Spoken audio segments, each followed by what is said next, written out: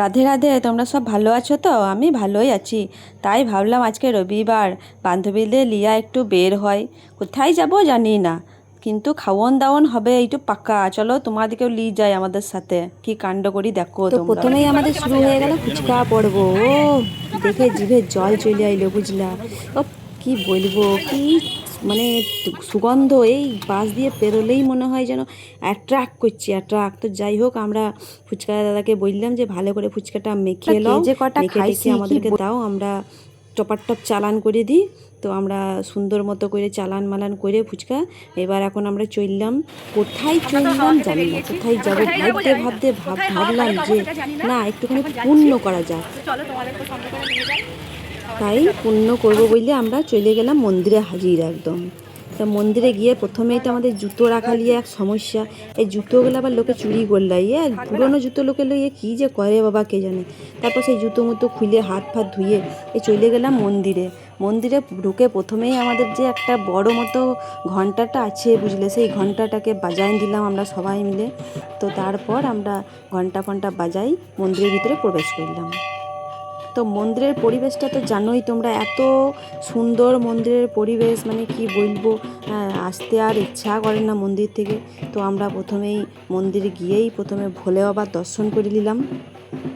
ভোলে বাবাকে প্রণাম করে তারপর আমরা মা নন্দেশ্বরী মাকে দর্শন করব, প্রণাম করব। তারপর একটু কি করব, গল্প আড্ডা সাড্ডা করব। হ্যাঁ, আরও একটা কথা বলি, এই দেখো আমাদের এই মন্দিরে একটা মানে কি বলবো, একটা বড় ঘন্টা আছে, অনেক ঘন্টা আছে, সেটা আমি সুন্দর করে একটু বাজাই দিলাম। হেভি ভাল লাগে আমার, বুঝলা, এই ঘন্টা কটা। তো যাই হোক, এই ঘন্টা কটা একটুখানি বাজাই নিয়ে তারপর আমরা একটু গল্প টল্প করলাম।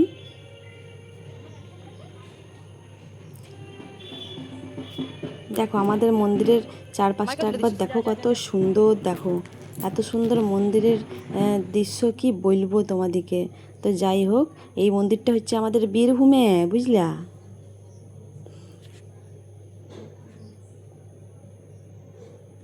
এই দেখো কাণ্ড, আমাদের একজন বান্ধবী মেদিনীপুর থেকে কল করে বলছি আমাদেরকে যে হ্যাঁ রে, তোদেরকে খুব মিস করছি রে, তোরা একা একা ঘুরছিস, আমাদেরকে ঘুরতে মুরতে নিয়ে যাচ্ছিস না, বুঝলা।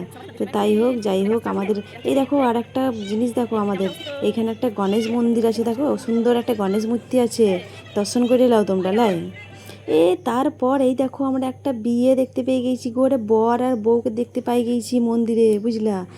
কি সুন্দর লাগছিল গো, এই অনেক দিন পর বউ দেখলাম। বউটা দেখলে কেমন মনটা কেমন কেমন করে ওঠে, লাই সে মনে হয় যেন সে নতুন বিয়েটা আবার করি, কী বলবো, সেটা তার হবে না। তো যাই হোক, এই দেখো সেই কি সুন্দর মেয়েগুলো সেজেছে, বুঝলা, বিটিগুলা বীরভূমের, এই ছোটো ছোটো বিটিগুলাকে কি সুন্দর লাগছে, ওরা ওই দেখো ঘন্টাটা বাজান দিচ্ছে ওরাও। হ্যাঁ, তো এই আর একটা পুচকিয়ে পাড়া, এই দেখো দেখো শাড়িটা কেমন পরিয়েছে দেখো, হেভি লাগছে ওরা। এই দেখো মন্দিরটা 7 পাক ঘুরছিল। তো যাই হোক, আমরা চলে এলাম। আমরা ভাবলাম যে কি করব, একটু আইসক্রিম পার্টি করা যাক। তো আইসক্রিম, কোল্ড ড্রিঙ্কস যে যা পাইলাম সব খেয়ে নিলাম ভালো করে।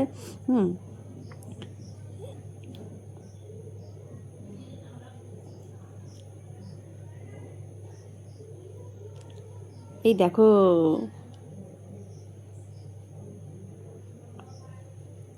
উনি আর উঠতে পারেন না, উনি বাবারে, ও ঘুরে ঘুরে খুব ক্লান্ত হয়ে গিয়েছে, উনি উঠতে আর পারেন না, ওই হাসিটা দেখো একবার। তো যাই হোক, এইটা খেয়ে দিয়ে আমরা ভাবলাম যে এখানে সবজি মার্কেট থেকে ঘুরে এখানে সবজি মবজি কিনে নিই, কালকে তো আবার রাঁধতে মাইনতে হবে। তো তার লেগে সবজি মবজি কটা কিনে নিলাম। কিনে নিয়ে আমরা সব বাড়ির দিকে না, ভুলে গিয়েছিলাম আমরা, তারপরে তো বিরিয়ানি পার্টি করবো গো, তোমাদেরকে বলতেই ভুলে গিয়েছিলাম। এইবার আমরা সবজিটা কিনে তারপর বিরিয়ানির দোকান যাব।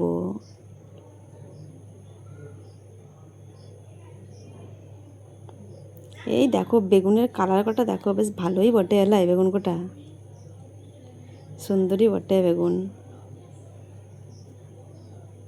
তো ফাইনালি চলে আইছি আমরা এখন, এই দেখো বিরিয়ানির কাছে। ও মা, ডরুলা বিরিয়ানি তো লয়, একেবারে মনে যেন আমাকে ডাকছে, আকর্ষণ করছে। তো যাই হোক, খেয়ে দিয়ে আমরা এখন চলে আইলাম বাড়ির দিকে। হ্যাঁ, সবাই যে যার মতো ঘর চলিয়ে গেল, আমি এখন রাস্তায় হাঁটতে হাঁটতে বাড়ি চলে আইলাম। হ্যাঁ, তো চলো বন্ধুরা, পরের কোনো ভিডিওতে দেখা হবে। Tata bye bye, like comment share একটু করে দিও।